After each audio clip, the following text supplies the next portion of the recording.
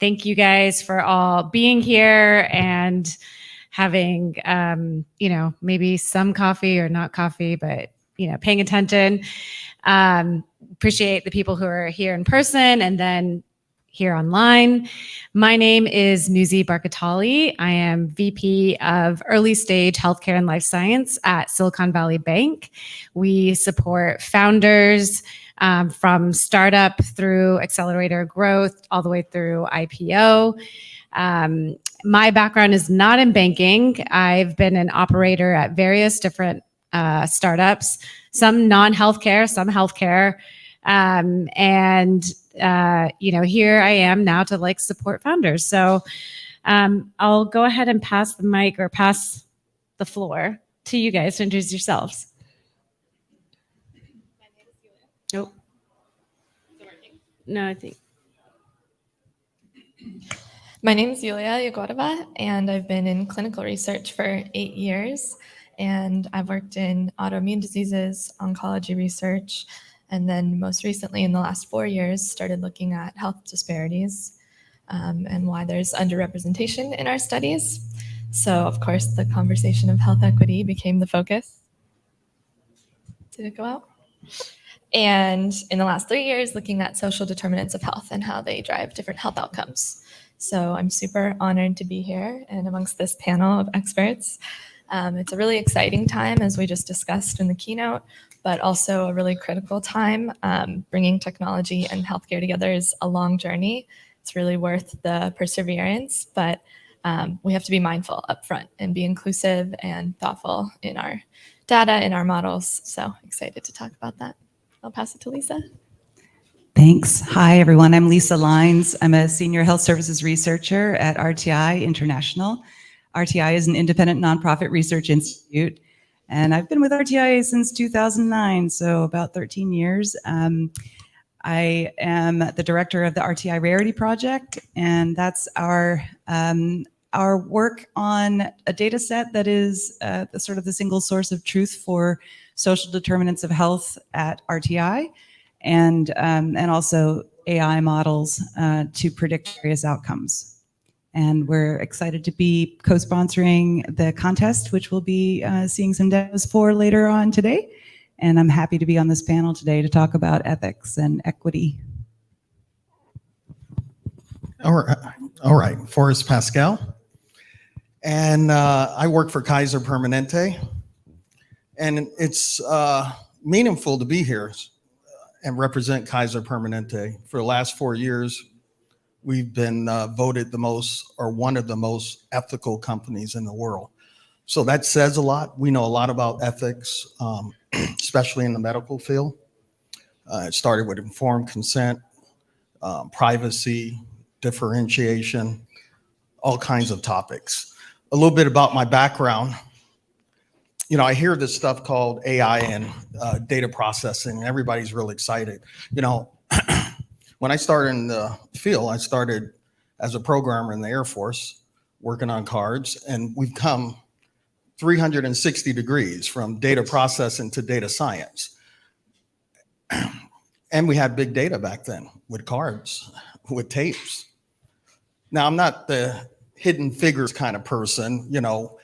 What I can say is that we did AI with lifts and logical if statements in Fortran 4. So AI is exciting. It certainly has to be ethical.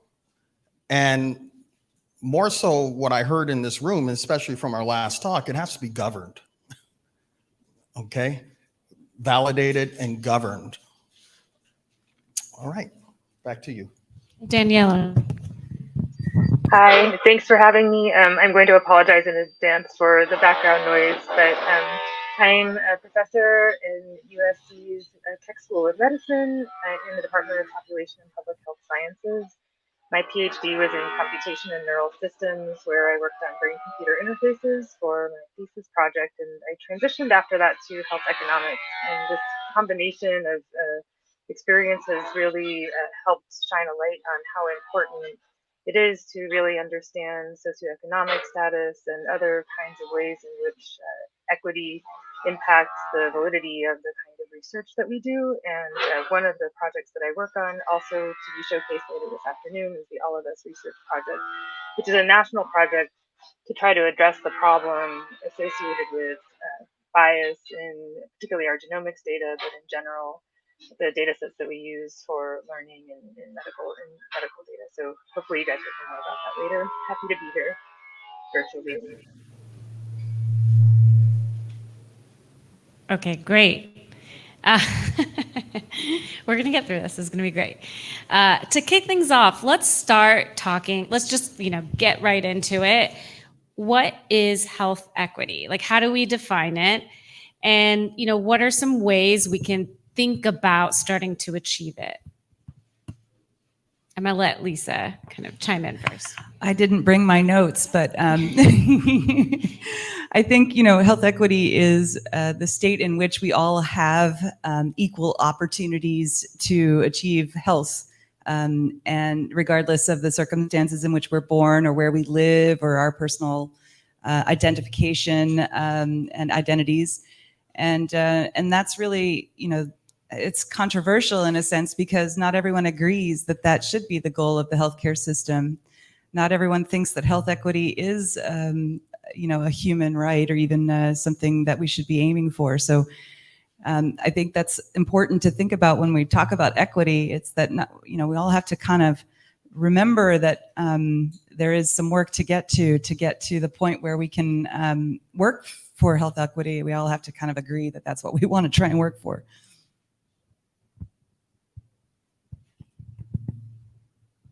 I'll just say too, it's interesting to think about health disparities, which are differences in health outcomes. So when you think about health equity, it's looking at what are the drivers of those differences.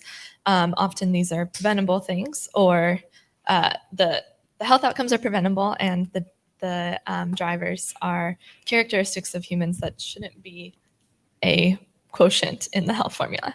So where you live, and how far you are from a grocery store, race, ethnicity, other factors that impact. So that's what we're looking at when we consider how do we achieve health equity? How do we actually meet the needs of people with those different experiences so everyone can have the same health? And a note on race and ethnicity, I kind of feel like we shouldn't be treating those as the social risk factors. Those are actually, identifications, but the real risk factor is actually racism, right? So structural racism, individual bias, those are the real risk factors that we need to be working to address, and not, we can't exactly prescribe someone to not be whatever their identity is, right? So that means we have to work on the other end, which is how we have this unequal treatment problem. Yes, and there are some genetic variances across different ethnicities that it's important to have representation in the research. So something that we just started learning about in some of the studies I was doing are, for example, in lupus, there are a stronger prognosis in certain ethnicities, and recognizing that and then developing targets and treatment models is important. So while we can't treat for race or ethnicity, we can design different models, and that's why we need that representation in the data to really understand what is best for who, so we can customize. Yeah, representation in the data is really important, and I think it's also important to remember who's not in the data and who may be overrepresented in the data.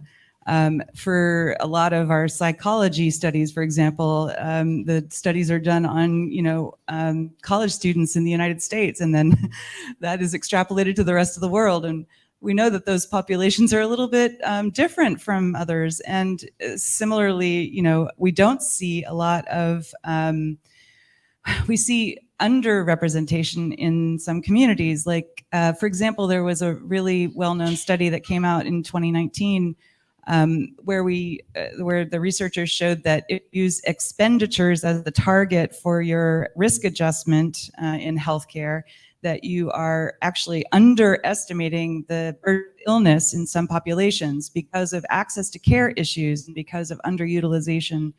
So just recognizing that sometimes our data can lie to us, that we don't actually see, we don't know what we don't know because it's not in the data. So, and I think others on the panel have other thoughts about that as well. Yeah, I think that's important. you know, when you look at the triple aim with access, quality, and cost, just think about, you know, Kaiser Permanente is in Oakland, California. There's a lot of Blacks in Oakland. There's a lot of elderly people in Oakland. If they have to make a choice on, as a single parent, sending their child with lunch and going to their doctor appointment, then they're missing in that data. And so then you're designing models that don't represent at least that zip code, the ZNA, right? So I think it's important when you look at that. It's also important that elderly person from a digital divide. They may not have a cell phone. They may not even have transportation to get to that medical appointment. So you have to consider when you're looking at it from a health equity point of view, you definitely have to consider, I think, the triple aim, and really not in a sense from a provider's point of view, but really from an individual point of view. So they're not going to get the quality access because maybe the quality of care, because maybe they have to go to a clinic that's around the corner that doesn't have the resources. So they don't have the quality, they don't have the money to get there, and they don't have the access.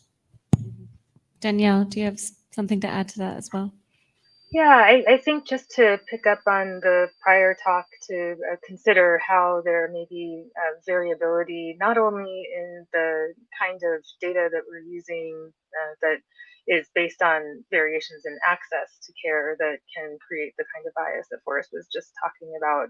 If we're relying on convenience data for the kinds of learning systems that we'd like to develop, there's always going to be a population left out. But a lot of people don't consider that in clinical trials and development of new kinds of treatments and repurposing of those same treatments that might be occurring with the assistance from the kind of pharma-related AI that we were looking at earlier, those are really overrepresented in white European origin populations. Our clinical trials don't include that. I know, Yulia, you have some thoughts on this as well, but it is sort of important to think about the entire pipeline of how equity impacts the healthcare delivery system. And a lot of these problems are related to these systematic structural issues that all of us could probably devote attention to addressing in our work in general. Yeah, so it sounds like we're kind of already starting to dig into the data that comes in that already might be misrepresented. You know, what are some of the challenges ethically with big data? You know, how should we be thinking about big data?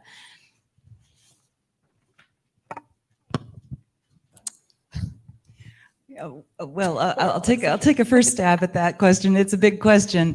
I mean, there are some, you know, so we've mentioned some of the issues with like who's in the data, who's not in the data, and then there's also, you know, treating it, you know, with respect and respect for individuals and that ethical kind of principle of public health. Which leads to governance, you know, and security and privacy protections and that kind of thing. And big data comes in different flavors too, right? There's genomics data where you might actually just have a few hundred or a few thousand people, but you've got millions of points of data for each of those people. And then similarly, like claims data, where you could have 100,000 or 1 million people, or even the entire state of a population of a state, and all of their encounters for 20 years. So lots of different kinds of big data out there. And then there's the sensor kind of data, all kinds of wonderful data. And I agree with the prior speaker, our keynote speaker, who said, we need information from all around, all kinds of data to bring it all in. And so the data just gets bigger and bigger and bigger, which means we have to continue to leverage those modern computing power and modern techniques to understand it all.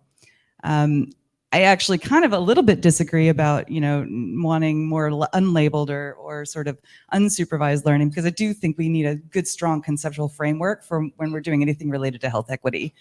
Because it's just not possible to do this work in an absence of a sort of a framework. And when we don't know the stuff about the person and where they live, we also kind of can sometimes get the wrong answer. So if we only know information about that person and not the circumstances in which they live, the political, the structural, the environmental, all of that stuff, not just about geography, whether it's hot that day, but just everything about your circumstances. I mean, health begins in our communities and at home.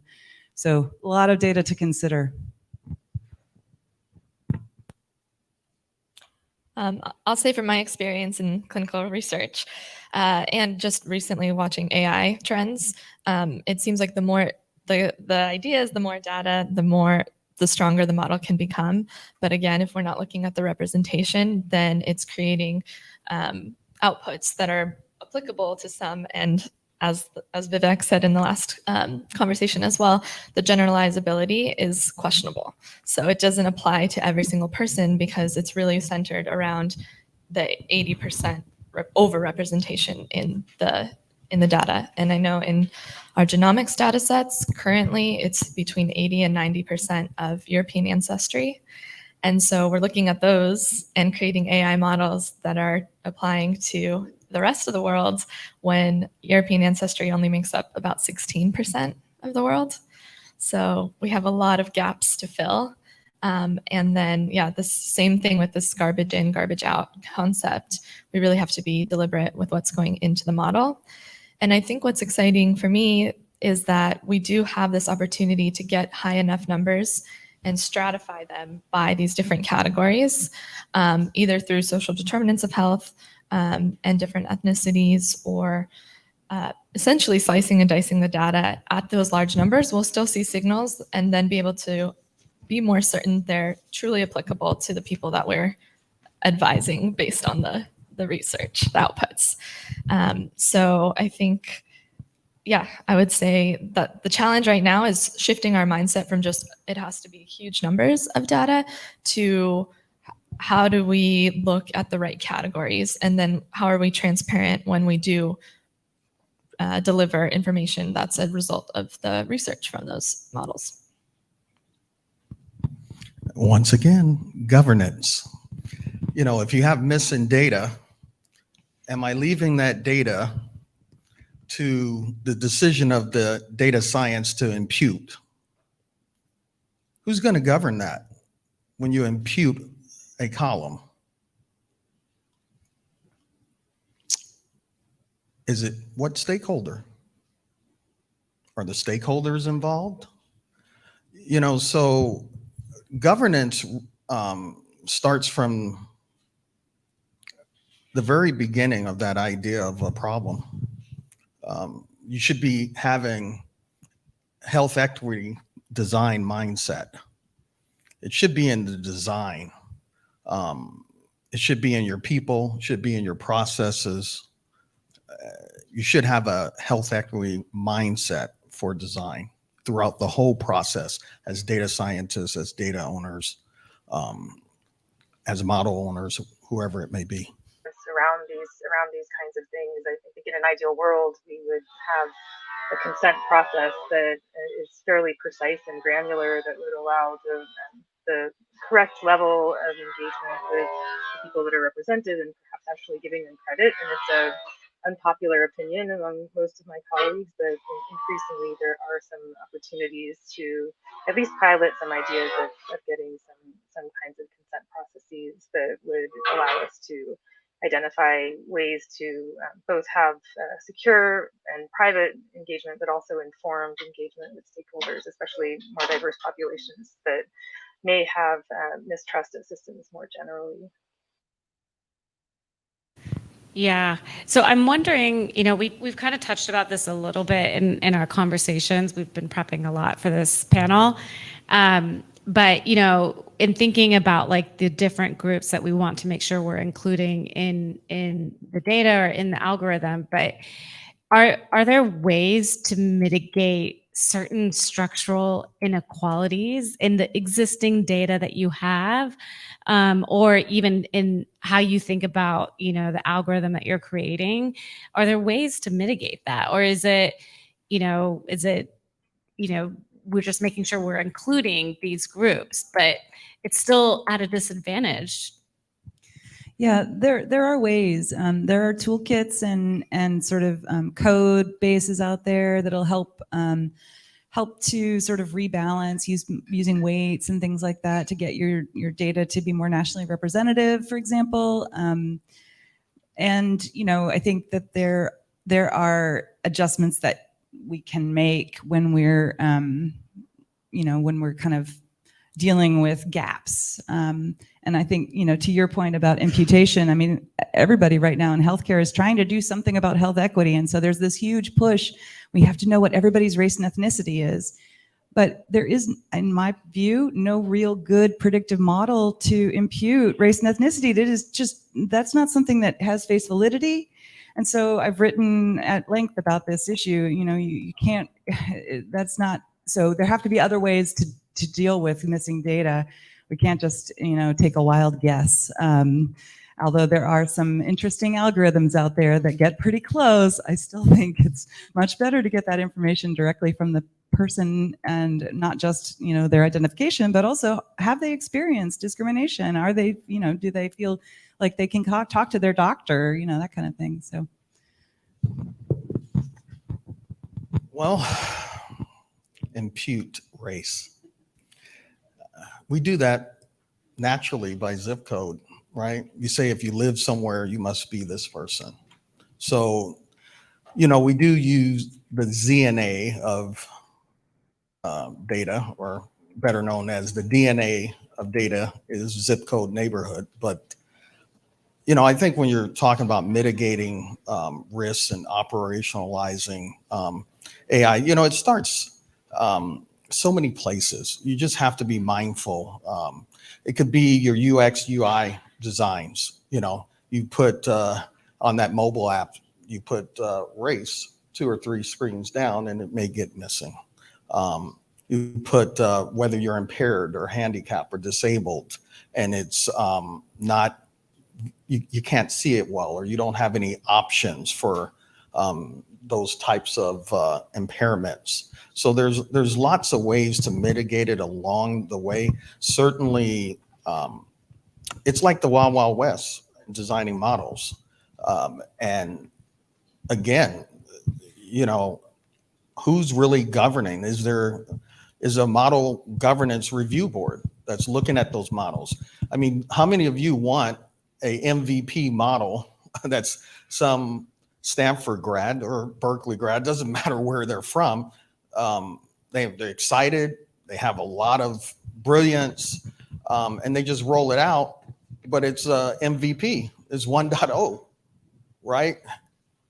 And your life is based on 1.0 of a model, right? So model governance is all important. You need to track the model's lineage. You need to track the usage. There needs to be model cards, where you have just like cereal boxes, what's the ingredients, what's, what went into making of this model. And then you definitely have to have a attestation, to a model. So I'm all for technology. I've been around for a long time, as I said.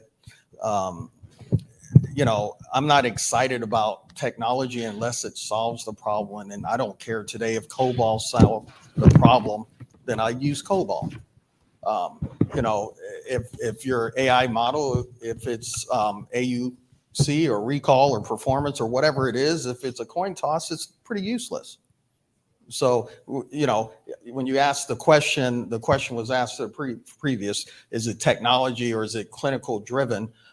There has to also be some value proposition behind that, and that's all a part of the governance. Is it feasible? Is it technically feasible? That's what I was just getting. Is it, really a lot of folks say, and I'm in a nonprofit, but, no margin, no model, right? So why develop a model if there's no margin from it? from us, our point of view, we care. We're a health care loving organization where we're concerned about fairness. We're concerned about bias. So these are dimensions that you have to bring in. For-profit companies aren't so, they have not been as concerned about the fairness and bias as history has shown. My last statement on this would be,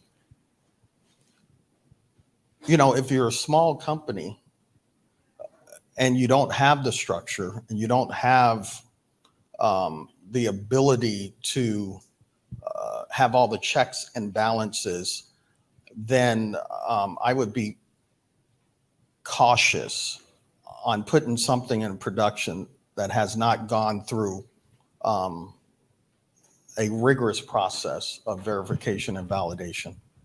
Mm-hmm. Yeah. So Forrest, you've already kind of jumped ahead of the gun. So let's since we're already starting to talk about model governance, let's dig into how do you define what model governance is, and where is a good place to start for most companies, most hospitals, most organizations? Do you want me to kick that off? Yeah. I'd love to. Go ahead. Well, your model governance shouldn't just be policing and auditing. That's policing and auditing is a very heavy-handed approach. It shouldn't quench the innovation that's going on in your organization. That's why you have to build it in, bake it in. It needs to be really, like a chaplain is embedded with a unit in Afghanistan. Really, ethicists should be embedded at the unit, right? Working with the data scientists. And that's a bottom-up approach. We also, at some point, you have to move a bottom-up approach to a top-down approach. So where do you start? Well, it's pretty easy. There's lots of governance in a corporation. You have corporate governance, IT governance, data governance, risk governance. But outside the insurance and financial industry, most companies don't have model governance. So where do you start with that? Well, please don't go to ML ops, right? That's not model governance. There's an immersion standard for model governance called model ops. And model ops is a full life cycle best practices that has 3 lines of defense that allows a very compartmentalized approach that has accountability through it. So that's some ideas. I'd like to have someone else talk on the panel.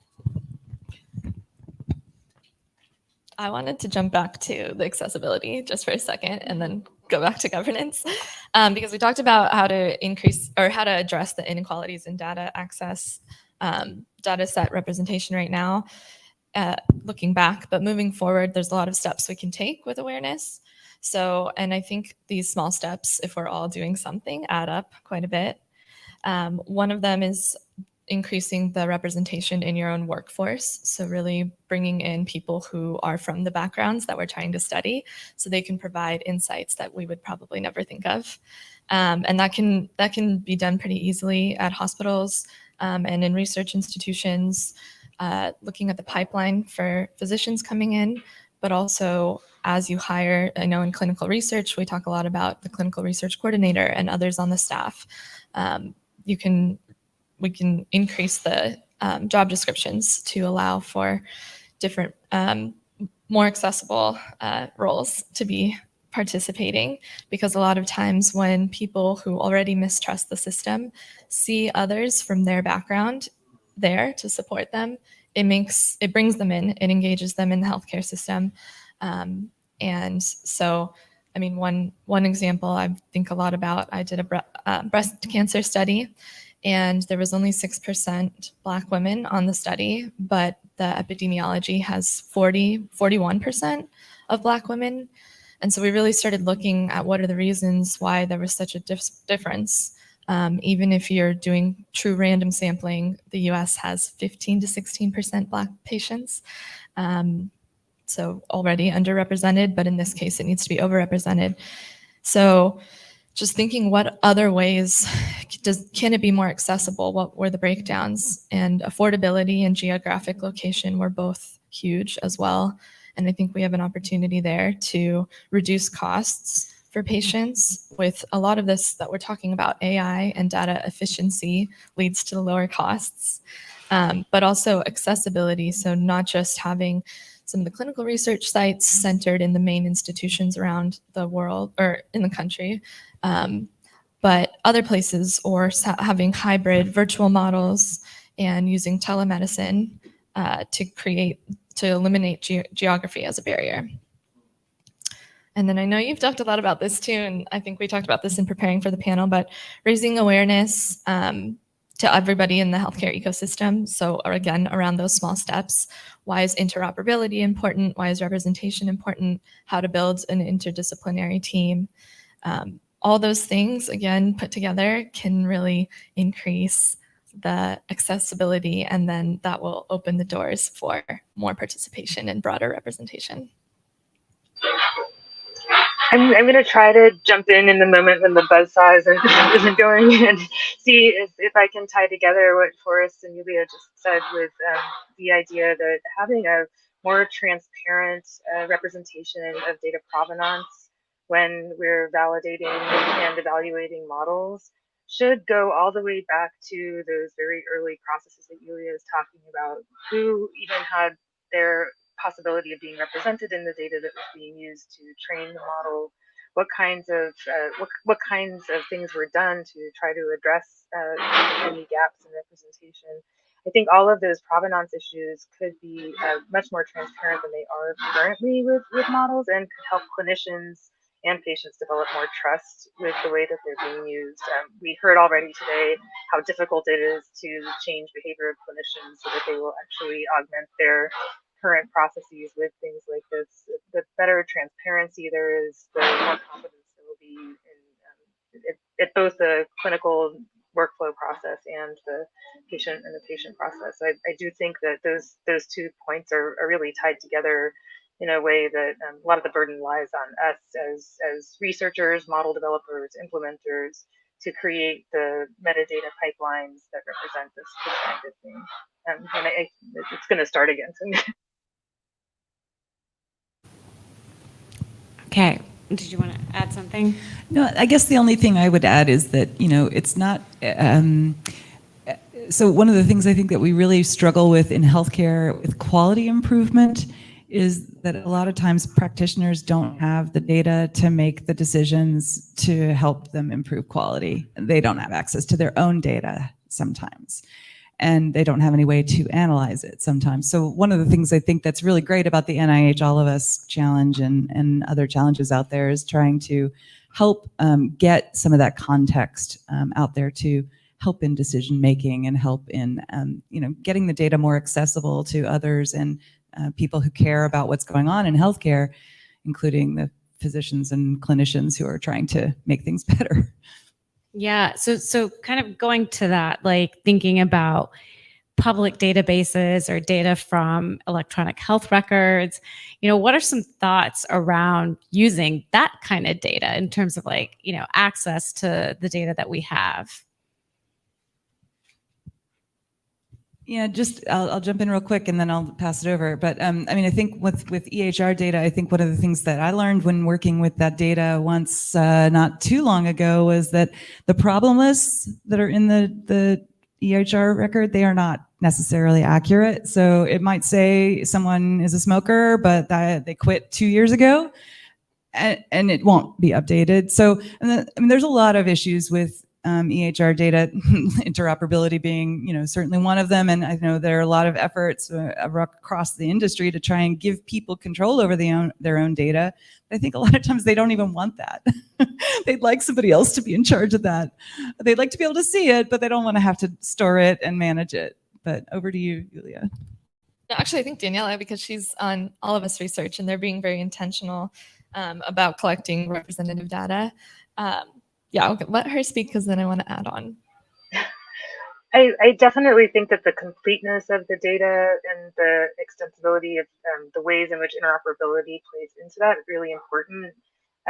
When we're working with EHR data, unless you're fortunate enough, like Forrest, to work at Kaiser, usually you're looking at only a slice of an episode of care.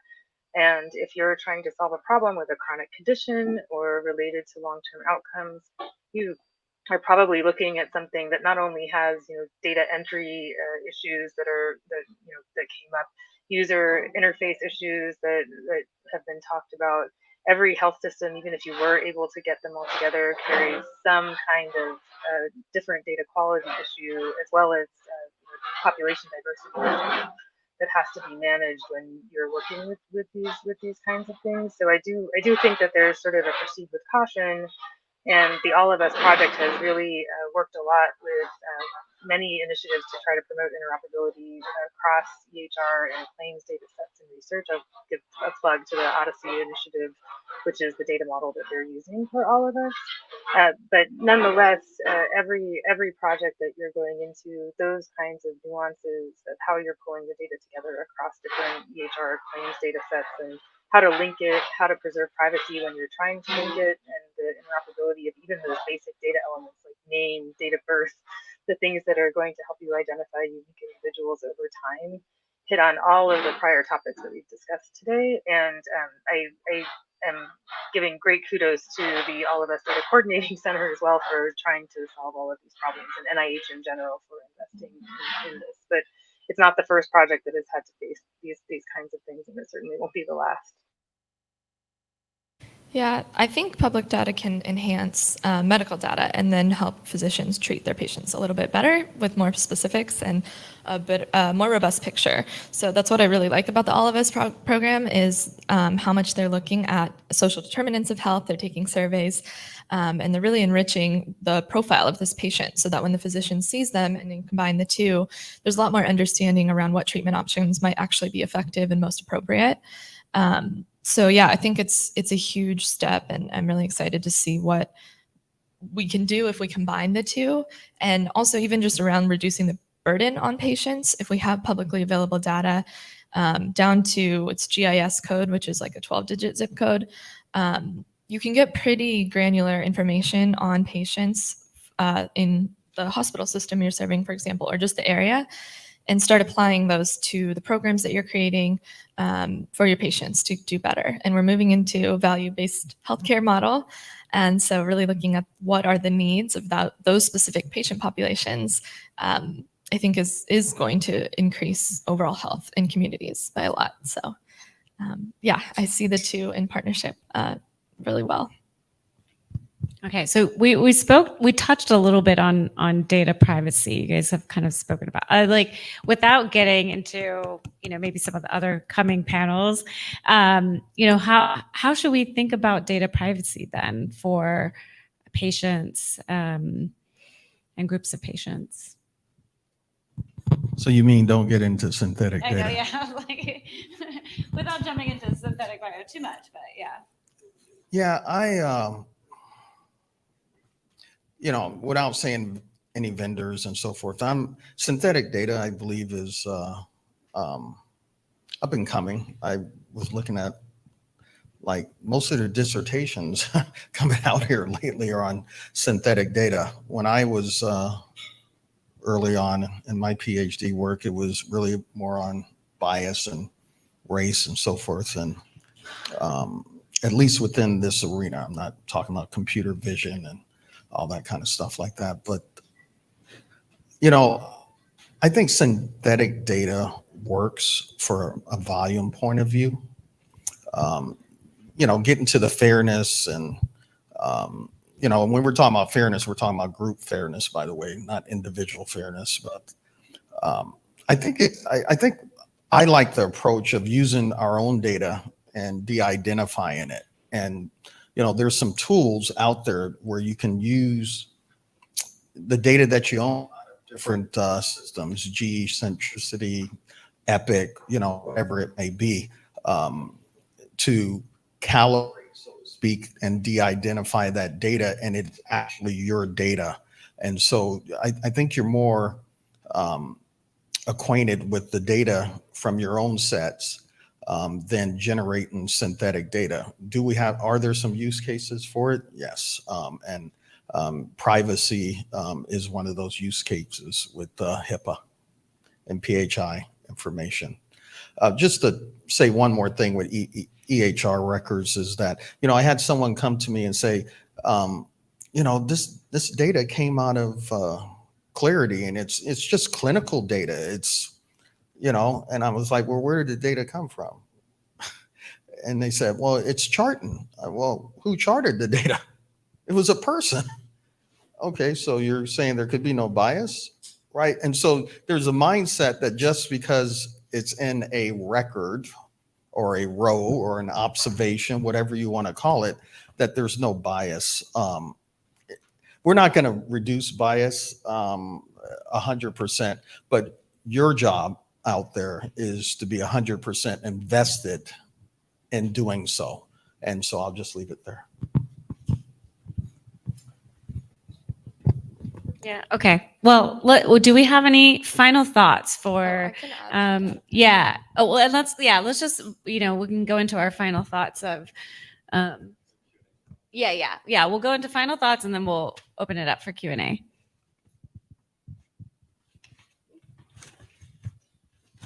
On data privacy, just really quick to wrap that up.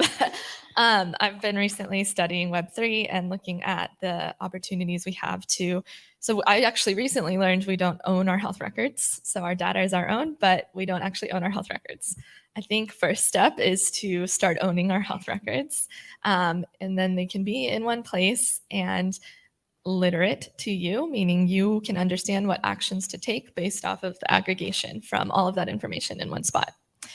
And if it's stored somewhere with high privacy, like on the blockchain, versus in computer systems, most of us live in California, so we have very high tech storage systems, but across the country, there are top privacy information stored on a USB in someone's office. So something like blockchain technology can address that and keep address it with the appropriate degree of privacy.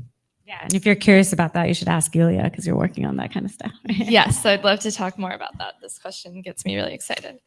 But yeah, so as far as takeaways, final thoughts, I think where we are right now, we've been moving really fast. And I personally, the way I came upon this was totally by accident, seeing the underrepresentation in the prostate cancer study I was on.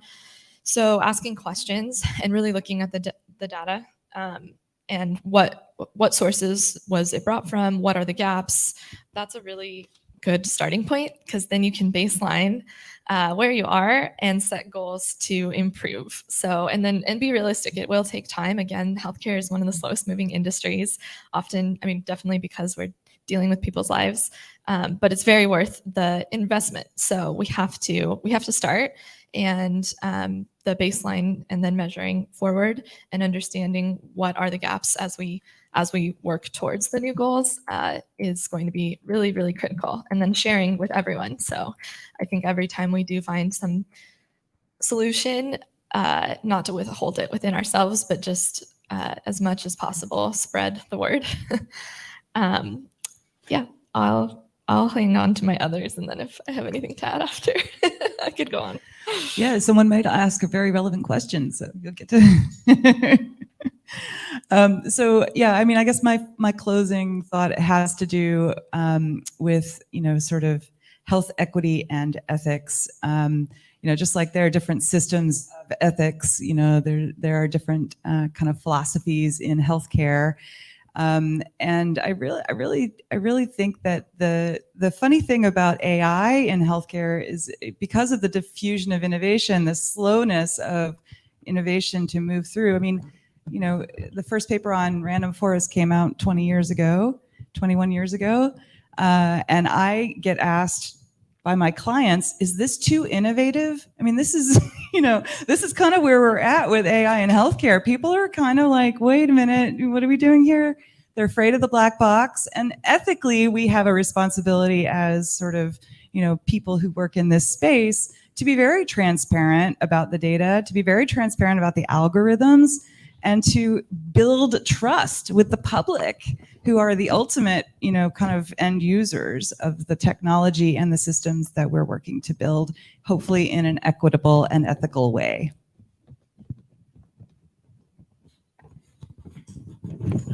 Never lost for words and advice. I would say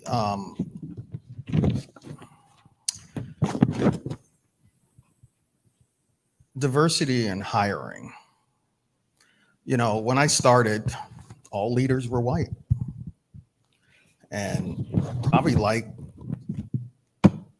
that slave 200, 300 years ago, all masters were white. But what I would say is this.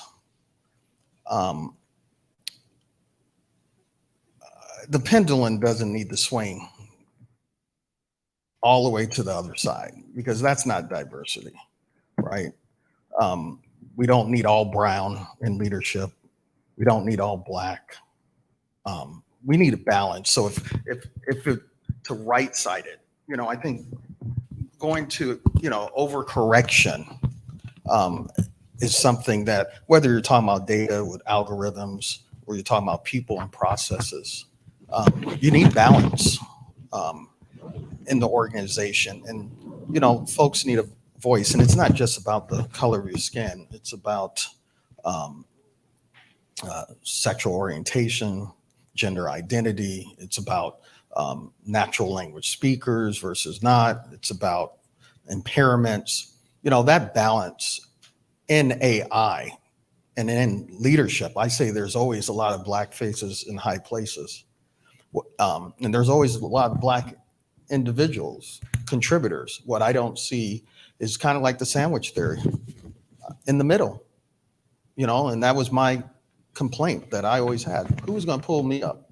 Someone that looked like me going to pull me up.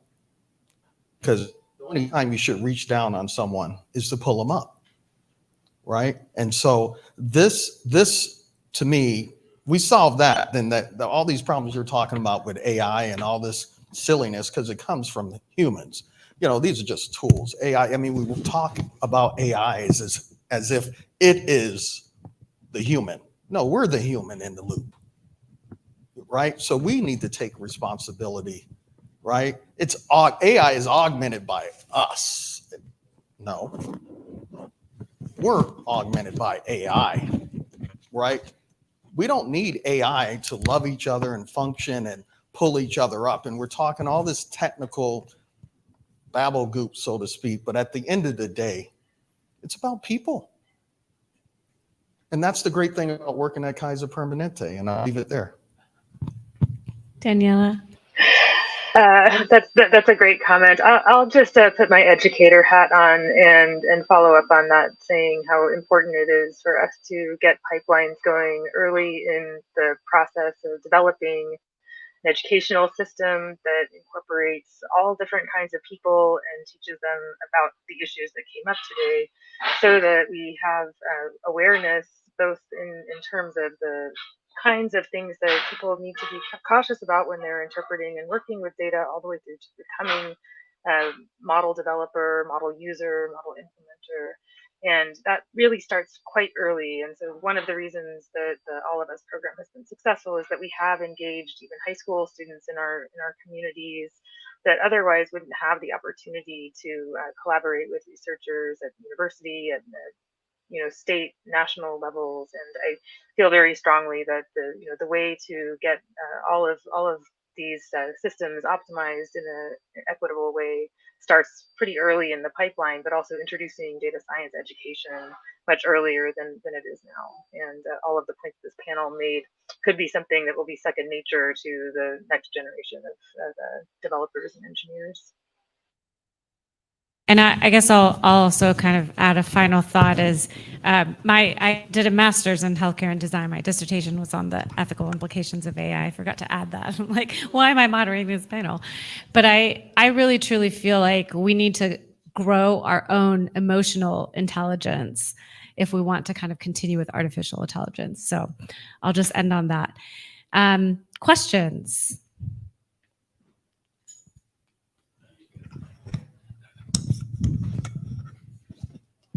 This is going to sound rhetorical, but I don't come from the medical field and I genuinely don't know. So I'm interested when you talk about model governance, who holds the owner of a training set accountable for it not having any bias or gaps or incorrect information? Who holds those who use that training set to train a model and thus usually own the model? Who holds them accountable for the same, that the training is accurate and properly filtered and safety catches put in place? Who's the user of the model accountable? And that AI telescope microscope sounds really interesting, but if there's a misdiagnosis or a missed diagnosis because of that, is it the operator, the machine, the microscope using the model, the creator and owner of the model, the owner of the training set, or all of the above? Who gets sued? Like who is holding these? It's not just about ethics; it's also legal and outcomes. Are you suggesting that we need AI risk insurance? I think you guys should get it. I just make pictures with AI, so. Right. What I don't know if that's pointed at me, but I'm talking about a corporation, right? And a corporation has legal risks. They have regulatory risks, they have financial risks, they have ethical risks. That's all leaders do, is manage risk, right? So corporations are naturally set up with lines of defense to deal with risk. And truthfully, the stakeholder or the owner of that model, right? They're the ones who are probably closest to the consumers of that model, right? And so I think when you're asking that, that's a part of your pilot, right? On putting that in A/B testing and getting it online rather than doing the offline testing. That line of, when you're talking about training sets, though, that's the ML ops kind of data science, and they have a responsibility there. And then when it comes into under model governance, when it comes in front of that model governance board, those kinds of validation questions from the developmental outcomes are going to be asked. I could go deeper, but there are other people I want to give a chance to get at that. Did I answer your question? I don't know.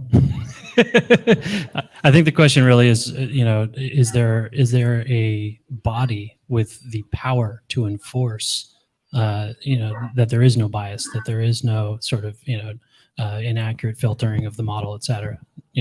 Is it just on everybody to just be good, or is there an actual, or should there be? Well, that sounds like Big Brother to me. So within a corporation, you're going to have a model governance board, and it's really those stakeholders all involved: consumers, members, employees, leadership, clinical expertise, and we're there to minimize risk, right? So is it then on the users of the models? Are you asking like who's liable if a patient sues? It's more, you've got all these pieces of the chain that get to the patient, get to the diagnosis, and sort of who is making sure. I mean, you're saying that it's on the users of the model to have a model governance board to review the model to the best of their ability, but the models are kind of black boxes because you need to review the training set and the training process in order to evaluate whether or not the model has any unintentional biases or misses. So who is in charge? Who says this is good? This well, is it's safe? not a machine. That's the one thing, is we definitely want to have a human in the loop. And when you're talking about clinical models, most of it really depends. At least in our organization, we have medical information officers, we have nurse and informatics, we have clinical folks that have to be a part of the decision making and ownership of that particular model. So again, maybe you're talking a little different use case than at a corporate level. Well, I mean, we're not there yet. Like right now, whatever a model outputs, a clinician is still making a decision on that. Nothing's been FDA approved for a model to be making a clinical decision. We're not there yet. That's a good question when that happens, or if we get to that point. But I would suggest the Web3 answer, which is open source and transparency with how the model is developed. What is the training? And then have representation, peer review, which is what we already do, but peer review from an intentionally representative population to ask questions. Why don't I see this in that model? Did you think about whatever it is that I might consider because I'm a woman from California, right? So, that peer review group can say, okay, we feel comfortable with applying it, and right, the liability question is still very tricky. It still needs to be answered, but I think those really intentional steps along the way are going to mitigate risk and also be something to look back to if anything goes wrong, to say, we did due diligence around really intentionally making the model applicable to the populations that we're serving.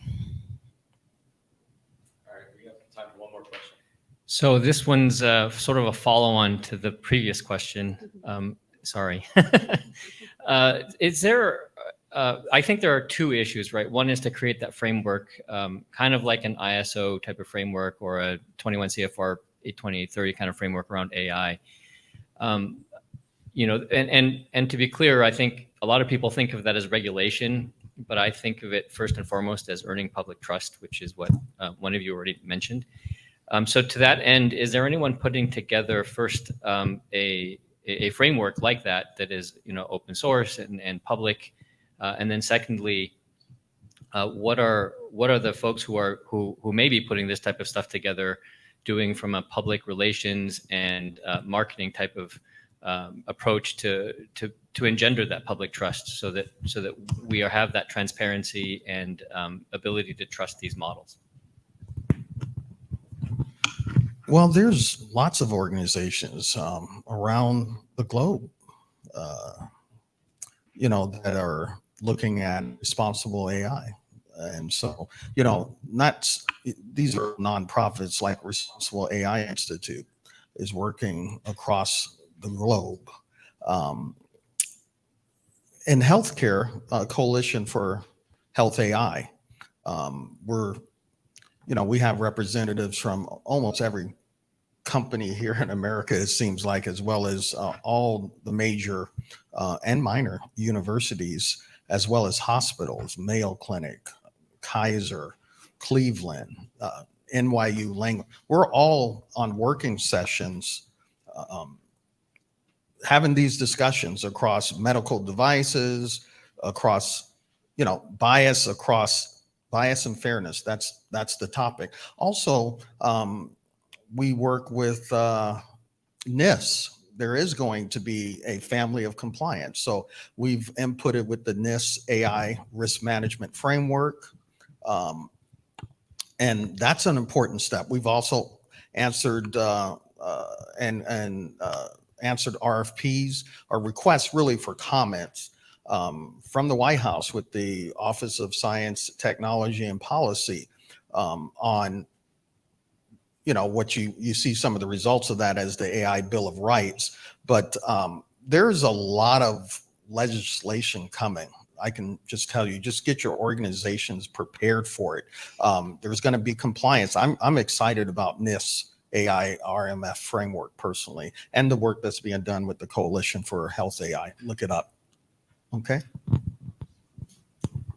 Cool. Well, thank you guys so much. Thank you to our panel, and Danielle, everybody. Thank you guys so much. It was a great panel. Thank you guys.